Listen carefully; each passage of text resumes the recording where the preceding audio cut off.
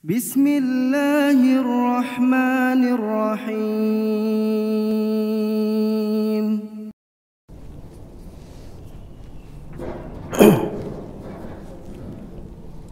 Bismillahirrahmanirrahim. Assalamualaikum warahmatullahi wabarakatuh.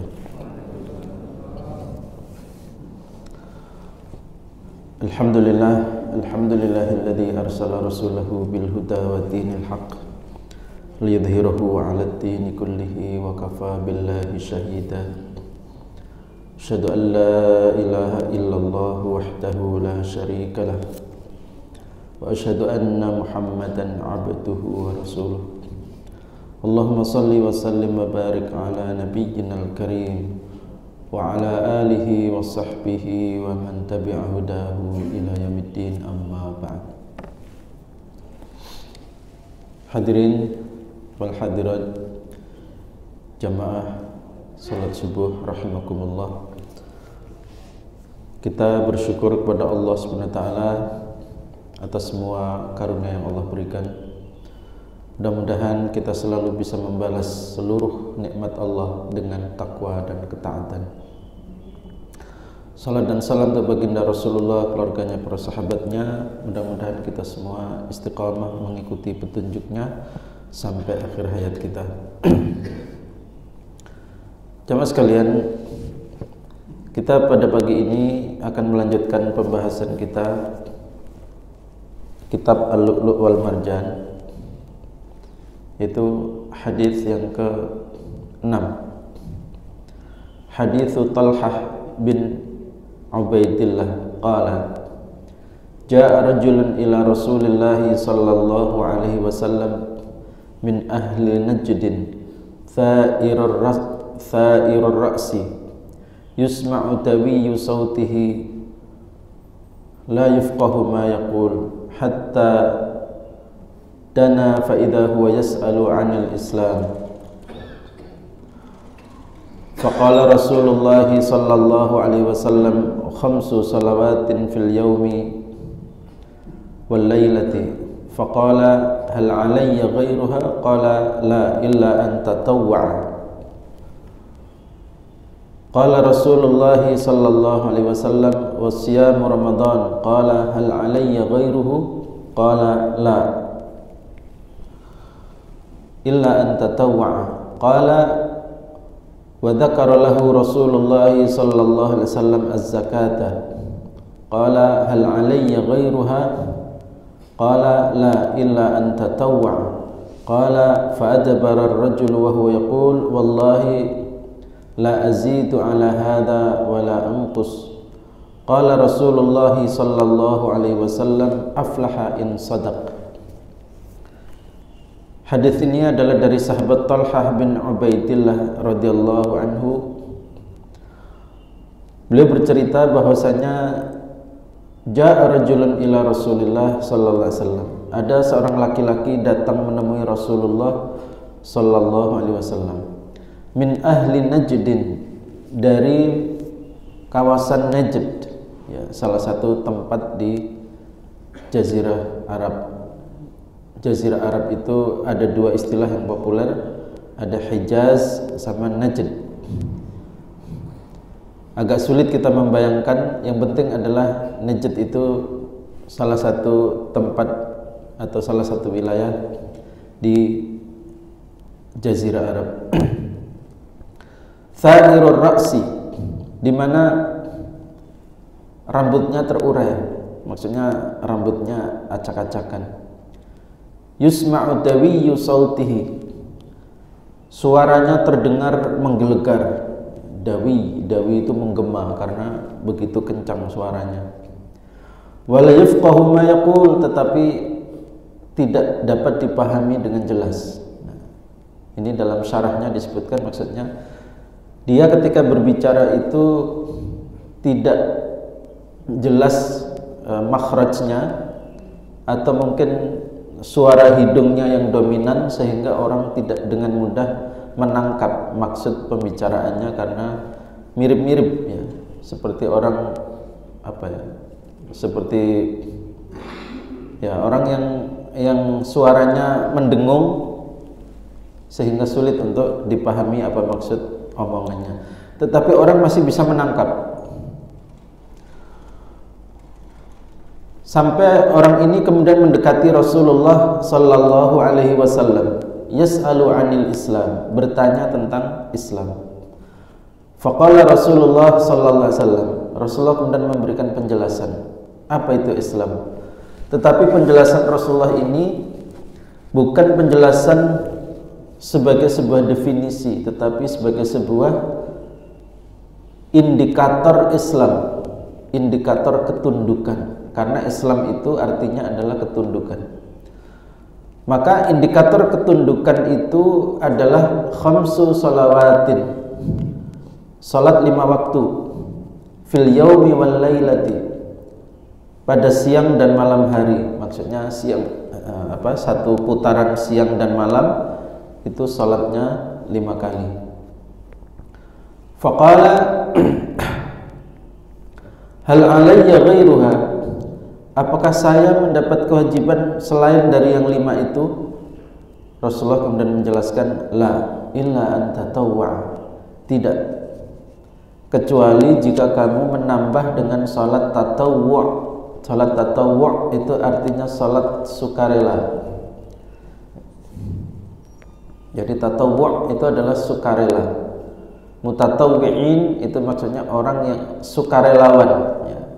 Sukarelawan, orang yang melakukan sesuatu tanpa disuruh, karena panggilan hatinya sendiri. Nah, salat yang diwajibkan itu adalah 5 waktu. Tetapi selain yang 5 waktu itu, silakan Anda melakukannya secara sukarela. Artinya karena dorongan hati Anda sendiri. Qala Rasulullah sallallahu alaihi wasallam, Rasulullah melanjutkan, wasiyamu Ramadan. Nah, selain sholat tadi ada puasa pada bulan Ramadan, di mana kita hari ini sudah dekat dengan bulan Ramadan. Hal alayya ghairuhu, apakah ada kewajiban selain puasa Ramadan itu? Rasulullah menjawab, la illa an tatawwa, tidak, kecuali kamu menambah puasa sukarela, yaitu disebut dengan puasa sunnah. Qala wa dzakara lahu Rasulullah sallallahu alaihi wasallam az-zakah. Rasulullah kemudian melanjutkan dengan kewajiban zakat. Qala hal alayya ghairuha, apakah saya mendapat kewajiban selain yang zakat itu? Maksudnya selain yang saya keluarkan untuk zakat itu, apakah saya harus mengeluarkan yang lain? Qala la illa an tatawwa, tidak, kecuali kamu mengeluarkan hartamu secara sukarela, yaitu sedekah atau infak. Qala fa'adbara ar-rajulu, perawi kemudian melanjutkan ceritanya bahwa laki-laki ini kemudian pergi meninggalkan Rasulullah. Wa huwa yaqul, dan dia mengatakan, wallahi la azidu ala hadha wa la anqusu, demi Allah saya tidak akan menambah saya tidak akan menambah apa yang menjadi kewajibanku ini, dan saya tidak akan menguranginya. Berarti dia hanya berpedoman melaksanakan yang 5 waktu, puasa Ramadan, kemudian zakat, dan dia mengatakan saya nggak mau mengerjakan yang sukarela, saya nggak mau mengerjakan yang sunnah. Meskipun tidak mengatakan itu, tapi kalimatnya adalah saya tidak menambah dan tidak mengurangi. Artinya 5 waktu ya 5 waktu, tidak ada yang dikurangi menjadi 4 atau 3 gitu, enggak. 5 waktu dia disiplin, dia melakukannya. Apa komentar Rasulullah SAW ketika orang ini mengatakan itu? Aflaha in sadaqah, beruntunglah dia kalau dia jujur dengan ucapan terakhirnya itu, yaitu bahwa dia akan melaksanakan yang wajib-wajib tanpa perlu menambah yang sunnah.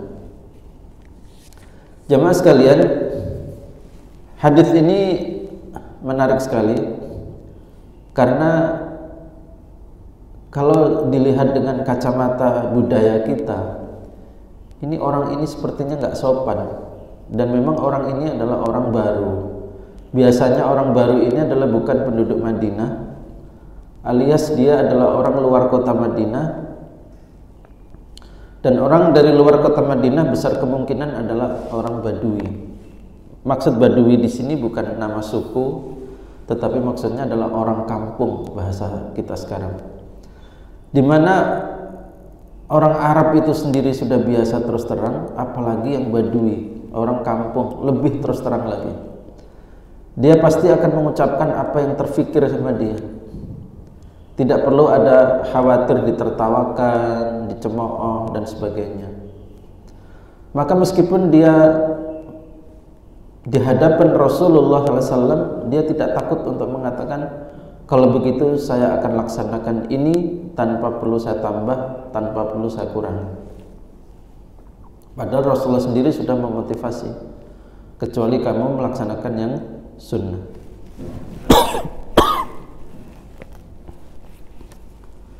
Jadi jemaah sekalian dirahmati Allah, ini juga menjadi bukti dan menjadi teladan buat kita bahwa kita tidak boleh memandang negatif orang yang hanya melaksanakan yang wajib-wajib, karena Rasulullah tidak mencela orang ini ketika dia mencukupkan dengan yang wajib-wajib. Kapan orang itu akan dikoreksi perbuatannya adalah ketika dia mengurangi yang wajib, itu baru kena namanya nahi mungkar. Ketika dia misalnya sholatnya harusnya 5 kali, tetapi dia sholat cuma 4 kali. Satu sholatnya misalnya subuh karena kesiangan terus, dia tidak melaksanakannya. Misal, dalam kasus seperti itu berarti dia yang wajib-wajib ada yang kurang, maka dia sudah berhak mendapatkan teguran. Tetapi kalau orang itu mencukupkan dengan yang wajib, maka kita tidak boleh memandang negatif orang seperti itu dengan narasi-narasi yang tidak benar. Contoh misalnya, dia sombong banget ya, kita aja susah payah nambah yang sunnah, dia nggak pernah melaksanakan sunnah. Loh, kok dibilang sombong? Sombong dari mana? Ya, Rasulullah tidak menjudge seperti itu. Rasulullah tidak mengatakan seperti itu kepada orang Badui ini, bahwa orang yang mencukupkan dengan yang wajib itu boleh. Bahkan Rasulullah memberikan pujian, kalau dia benar dengan omongannya, dia beruntung. Artinya dia dipastikan sukses, tidak akan kena neraka. Karena neraka hanya berlaku bagi orang yang meninggalkan yang wajib. Dosa hanya berlaku bagi yang meninggalkan yang wajib. Kemudian pelajaran yang lain, hadis ini juga memberikan pelajaran buat kita bahwa kalau ada orang yang kemudian pakai argumen begini, dulu zaman sahabat orang tidak pernah meributkan yang mana yang wajib, mana yang sunnah, semuanya yang diperintahkan Nabi diamalkan. Hadis ini menjadi dalil bahwa di balik hadis ini ada amalan yang wajib, ada amalan yang sunnah, meskipun tidak menggunakan kosakata sunnah, tetapi apa? Kecuali kamu melakukan tambahan yang bersifat sukarela. Jadi substansi dari hadis ini adalah membagi, ada amal yang namanya wajib, ada amal yang namanya sunnah. Maka kalau orang mengatakan nggak ada dalilnya membagi wajib, sunnah segala macam, asal diperintahkan Nabi ya laksanakan, itu berarti dia punya bibit ekstrim. Punya bibit apa? Pemahaman ekstrim. Ketika Rasulullah SAW menyampaikan bahwa kita hanya terkena kewajiban pada poin-poin yang diwajibkan itu, jangan kita kemudian membebankan yang sunnah itu seperti wajib. Nabi sendiri tidak membebankan itu. Buktinya dalam hadis ini Rasulullah mengatakan kecuali selebihnya kamu lakukan secara sukarela. Kamu lakukan bagus, nggak kamu lakukan nggak apa-apa. Kira-kira kan begitu. Berarti para ulama ketika membagi ada amal wajib, ada amal sunnah, ini dalilnya. Hadis sahih riwayat Imam Bukhari dan Imam Muslim.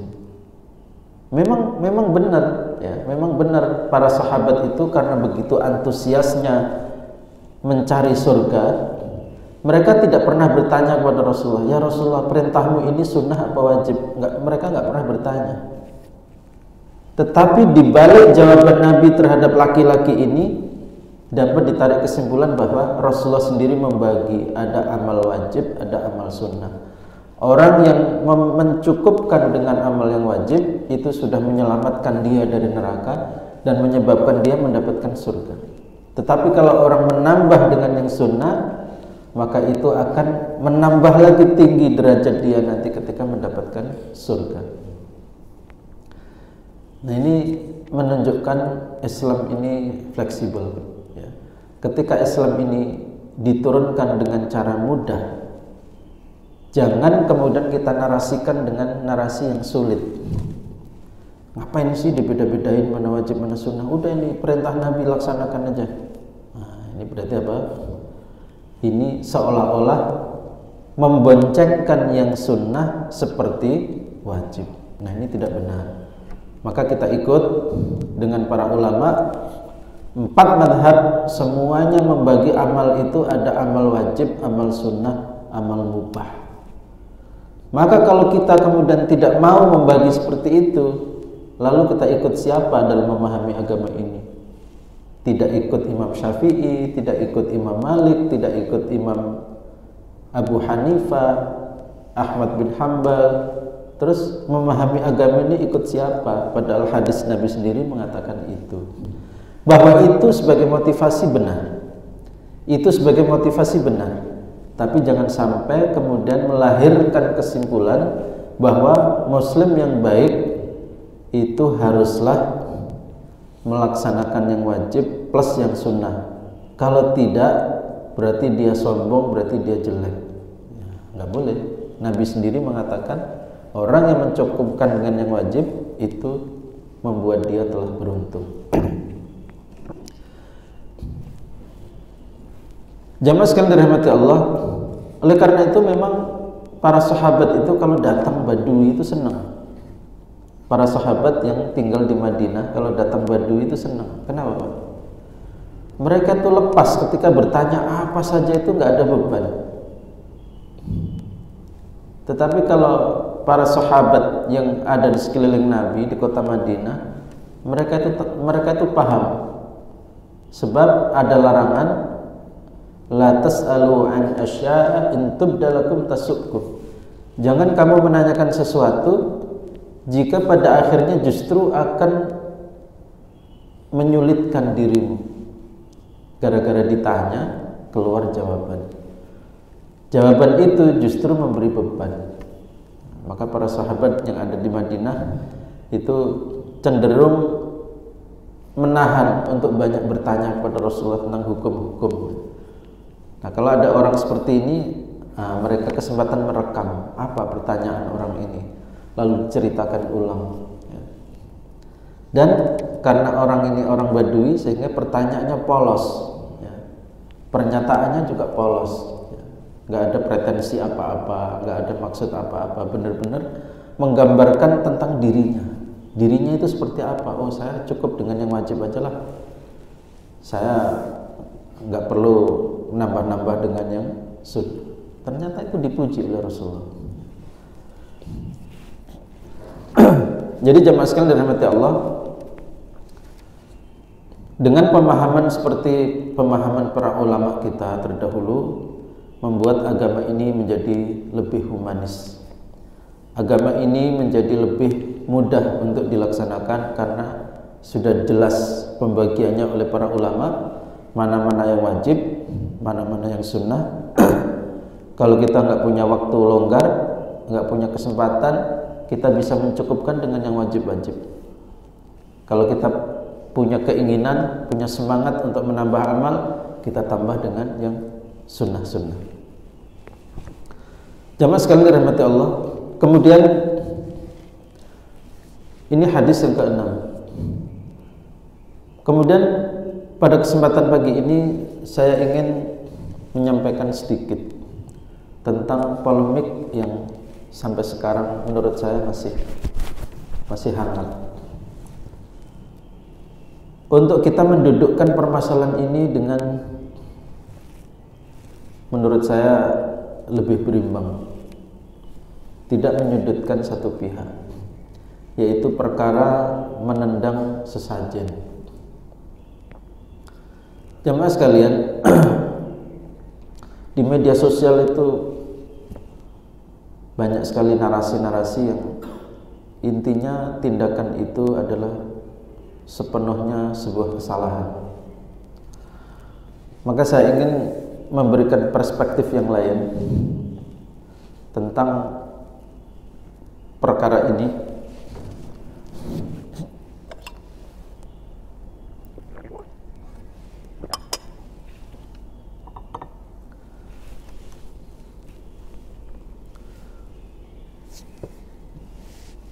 Orang ada yang membandingkan tindakan itu dengan tindakan Nabi Ibrahim. Apa tindakan Nabi Ibrahim? Menghancurkan berhala.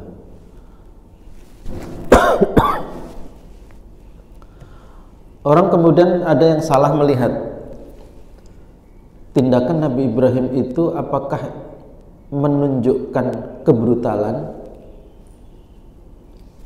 Apakah tindakan Nabi Ibrahim itu sebuah tindakan yang menonjolkan sebuah kebrutalan? Berhala dihancurin, gitu ya. Maka menurut saya tindakan Nabi Ibrahim itu bukan dalam rangka menunjukkan kebrutalan. Kenapa, Pak? Kalau seandainya yang mau ditunjukkan Nabi Ibrahim adalah kebrutalannya, tentu tidak perlu ada yang disisakan. Ya, ini penting.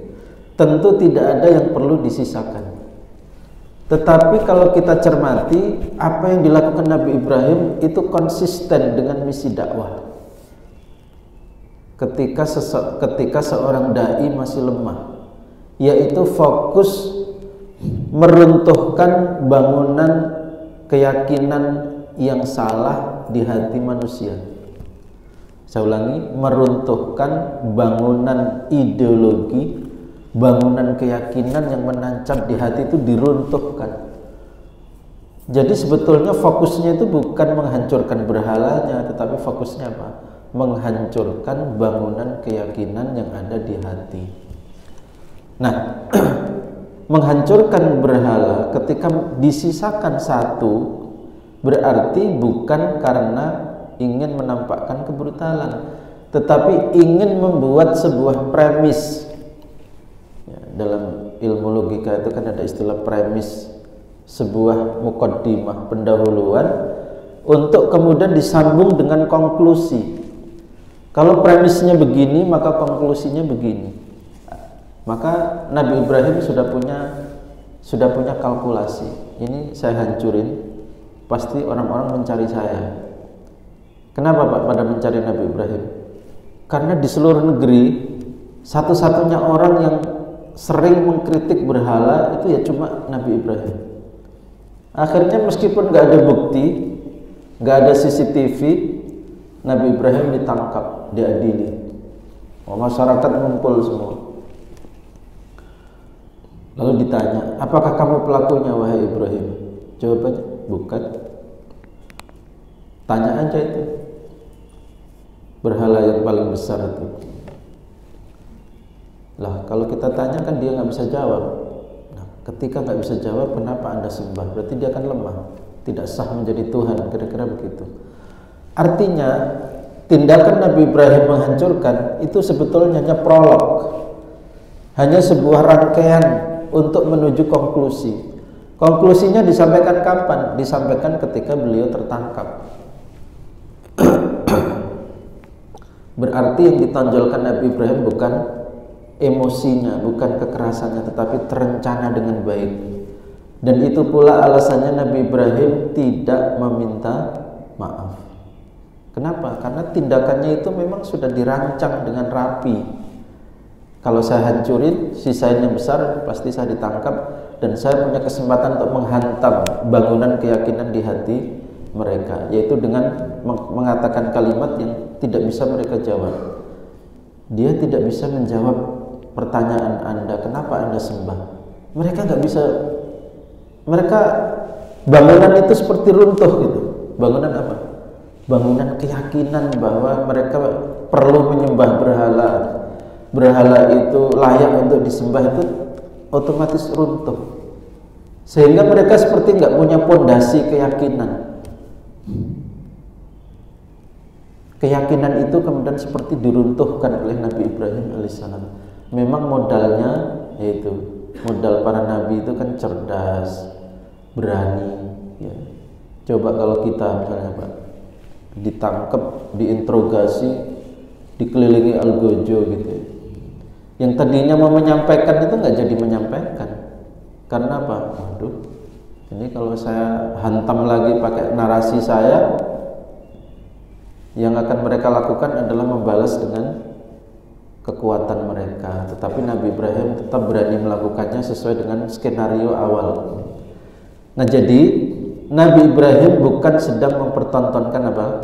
Kekerasan, tetapi sedang membuat mukaddimah, prolog, premis untuk dibuat konklusi di kesempatan yang lain. Bahwa Tuhan itu lemah, buktinya bisa dihancurin. Yang kedua, Tuhan itu tidak bisa bicara, buktinya ditanya nggak bisa jawab. Berarti dia lemah dan bodoh. Lemah dan bodoh kok kamu sembah, berarti kamu nyembah sesuatu yang tidak benar. Nah, itu runtuh sudah masuk. Lalu kemudian yang kedua, Nabi Muhammad SAW. Nabi Muhammad mengalami dua fase. Fase membiarkan berhala-berhala itu tanpa pernah menghujat, menendang, meludahi, mengencingi dan lain-lain. Ada berapa berhala di Mekah saat itu, Pak? Di sekeliling Ka'bah? Konon katanya para ahli sejarah menulis ada 360 berhala. Adakah Nabi Muhammad ketika awal-awal dakwah itu mengusik berhala-berhala itu? Tidak. Dibiarkan saja berhala itu. Kenapa? Sama dengan Nabi Ibrahim, fokusnya adalah apa? Menghancurkan bangunan keyakinan yang ada di hati. Lalu fase yang kedua yang dialami Nabi Muhammad adalah sesudah menaklukkan kota Mekah. Apa yang dilakukan Nabi Muhammad? Semua berhala yang ada di sekeliling Ka'bah dihancurkan. Termasuk Lata Uzza yang ada di luar Ka'bah, itu dikirim tim untuk menghancurkan Lata, menghancurkan Uzza dan seterusnya. Berarti kesimpulannya apa hukum menghancurkan berhala? Apa hukum menendang berhala? Jawabannya tidak ada hukumnya. Maksudnya apa? Itu tergantung situasi dan kondisi. Makanya jangan sibuk memperdebatkan nendang sesajen itu hukumnya apa. Jangan bicara hukumnya, tapi bicaralah apakah sudah waktunya atau belum. Nah, itu. Karena apa? Rasulullah ada masa di mana Rasulullah tidak mengusik berhala-berhala itu, dan ada fase di mana Rasulullah menghancurkan seluruh berhala itu. Maka kesimpulannya menarik. Kesimpulannya adalah Rasulullah tidak mampu menghilangkan berhala hanya dengan dakwah. Barulah berhala itu bisa bersih sesudah Rasulullah memegang kekuatan. Berarti apa? Membersihkan berhala hanya dengan cara dakwah itu belum akan tuntas. Masih diperlukan alat yang kedua, yang namanya kekuasaan yang dipegang secara penuh dan berdaulat. Maka ketika Rasulullah menaklukkan kota Mekah, itu artinya Mekah itu ibu kotanya Jazirah Arab. Seluruh Jazirah Arab berarti dikuasai oleh Rasulullah secara politik. Secara politik itu dikuasai oleh Rasulullah secara berdaulat penuh, merdeka. Maka ketika Rasulullah masih lemah di Mekah, membiarkan berhala adalah bijaksana. Tetapi ketika Rasulullah sudah menaklukkan kota Mekah kok membiarkan berhala, tidak bijaksana. Sebaliknya juga begitu. Masih lemah di Mekah kok sudah ngancur-ngancurin berhala, berarti tidak bijaksana. Kenapa? Belum waktunya untuk menghancurkan secara fisik. Tapi penghancuran secara fisik itu adalah nanti ketika Rasulullah sudah kuat. Karena itu ketika Rasulullah menghancurkan berhala, tidak ada yang mengkriminalkan. Nah, ini penting. Dan peristiwa ini yang sedang viral itu menunjukkan satu pesan penting kepada umat Islam di negeri ini, bahwa keadaan kita masih seperti keadaan Rasulullah di Mekah. Buktinya nendang sesajen masih jadi kriminal. Akan itu pesan pentingnya. Oh, kalau begitu, kesimpulan yang mengatakan bahwa umat Islam di negeri ini sudah merdeka, berarti apa? Terpatahkan oleh peristiwa itu. Kalau memang sudah merdeka, kenapa nendang sesajen masih menjadi kriminal?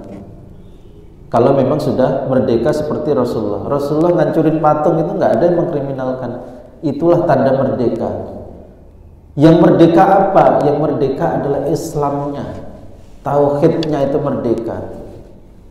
Memang kita merdeka dari Belanda, tetapi belum merdeka secara tauhid, belum merdeka secara Islam. Buktinya nendang sesajen masih jadi kriminal. Nah, ini poin pentingnya. Jadi nendang sesajen itu tindakan biasa saja kalau seandainya dilakukan setelah umat Islam berkuasa penuh, memiliki kedaulatan dan merdeka. Itu biasa saja, nggak akan ada yang mengkriminalkan. Ketika ada yang mengkriminalkan, itu bukti bahwa Islam dan umat Islam belum merdeka. Maka jangan dulu cepat berpuas diri dan berbangga bahwa kita alhamdulillah sudah merdeka. Betul, merdeka dari penjajahan fisik Belanda, tetapi belum merdeka secara Islam. Nah, ini menjadi penting, sehingga apa hukum menendang sesajen? Hukumnya sebetulnya nggak ada. Hukum halal haramnya itu nggak ada. Itu hanya kaitannya adalah tentang bijaksana atau tidak bijaksana. Maka jangan mengaitkan menendang sesajen itu dengan hukum. Hukumnya apa? Hukumnya haram. Loh, kalau gitu Nabi Muhammad haram dong menghancurkan berhala. Nabi berarti melakukan perbuatan haram menghancurkan berhala? Enggak. Itu nanti berbahaya kalau mengatakan itu haram. Berarti Nabi melakukan tindakan haram. Itu tidak haram. Tetapi apa? Memang belum waktunya.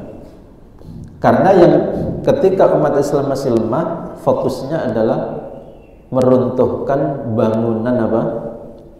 Bangunan keyakinan yang ada di hati. Fokus itu saja. Artinya begini, Nabi Muhammad dengan Nabi Ibrahim itu sebetulnya sama tindakannya. Meskipun Nabi Ibrahim menghancurkan berhala, Nabi Muhammad di awal dakwahnya tidak menghancurkan berhala, itu sebetulnya tindakannya sama. Sama apa? Sama-sama fokus tahap-tahap awal adalah menghancurkan bangunan keyakinan. Baru kemudian Rasulullah ketika sudah berkuasa dihancurkan secara penuh, karena sudah tidak perlu lagi ada berhala, karena memang berhala sudah tidak boleh ada lagi. Semua masyarakatnya adalah sudah muslim, tunduk kepada Allah Subhanahu wa ta'ala. Ini mudah-mudahan memberi perspektif lain, ya,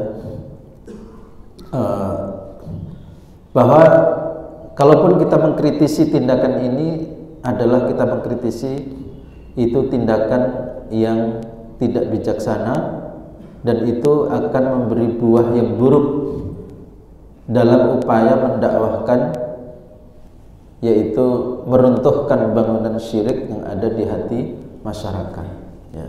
Jangan mengaitkan ini hukumnya halal atau haram, tetapi adalah ini kaitannya bijaksana atau tidak bijaksana, ya. Mestinya seorang mukmin itu melakukan tindakannya secara bijaksana, terukur, dengan tujuan yang jelas, ya. Kemudian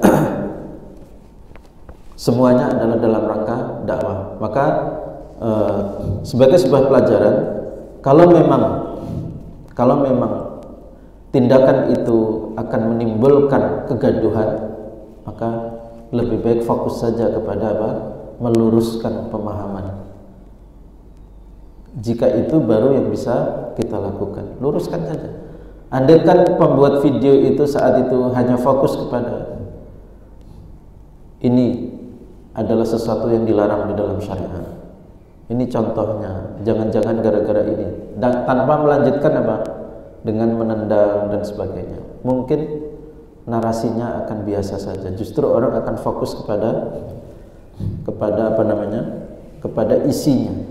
Tetapi ketika dia melanjutkan dengan menendang, itu akhirnya fokusnya malah bergeser, bukan terhadap isinya, tapi bergeser kepada sentimennya. Akhirnya menjadi polemik, dan masing-masing orang menanggapi peristiwa ini. Jadi jemaah sekalian dirahmati Allah, inilah pentingnya kita dakwah dengan hikmah. Dakwah dengan hikmah. Artinya begini, Rasulullah SAW menghantam bangunan keyakinan di dalam pikiran dan hati saja sudah menghasilkan intimidasi, penyiksaan dan lain-lain. Apalagi ditambah ngencingin berhalanya. Dan memang itu tidak boleh. Wala tasubbul ladzina yad'una min dunillahi fayasubbullaha adwan bighairi ilmin. Jangan kamu mencela, merendahkan, menghujat, mengencingi, meludahi dan lain-lain, karena itu nanti akan berbalas. Mereka akan melakukan itu kepada masjid kita, kepada Al-Qur'an kita. Nah, ini tidak benar. Makanya yang diperbolehkan adalah menghilangkannya sama sekali. Yang dilarang adalah menghujatnya, menghinakannya, karena itu justru nanti akan berbalik menjadi badai yang sulit untuk diredam. Artinya gini, Rasulullah dengan menarasikan bahwa syirik itu dilarang oleh Allah, itu saja sudah menghasilkan balasan dari mereka. Apalagi ditambah sahabat Nabi ada yang ngencingi berhala, tambah lagi itu badai perlawanan itu, sehingga menghasilkan dua badai. Badai pertama adalah karena mengkritik syiriknya itu, badai yang kedua adalah tersinggung karena dikencingi. Maka Rasulullah memilih fokus pada narasi, yaitu mengkritisi apa yang keliru, tidak menambah sesuatu yang tidak perlu, yaitu sehingga melahirkan sentimen. Jadi jamaah sekalian dirahmati Allah, ini kita perlu dudukkan dengan baik agar supaya kita memahami bahwa ada kadang-kadang tindakan kita itu pada satu momentum adalah bijaksana, pada momentum yang lain itu tidak bijaksana. Sebetulnya kalau kita lihat di video itu bukan niatnya nendang sih, sebetulnya niatnya adalah untuk sekedar membuang, menyingkirkan. Cuman dengan cara yang satunya pakai tangan, satunya pakai kaki, sehingga itu terasa menyakitkan. Intinya adalah ini satu pelajaran penting, banyak kita ambil pelajarannya dari sisi A, sisi B, sisi C dan seterusnya. Mudah-mudahan kita menjadi lebih bijaksana, fokus untuk mendakwahkan agama ini dengan baik, dan apa-apa yang belum waktunya jangan dipaksakan untuk dilakukan sebelum waktunya tiba. Demikian kajian kita pada pagi ini, semoga bermanfaat. Walhamdulillahirabbil alamin. Subhanakallahumma bihamdika asyhadu an la ilaha illa anta astaghfiruka wa atubu ilaik. Walhamdulillahirabbil alamin. Wassalamualaikum warahmatullahi wabarakatuh.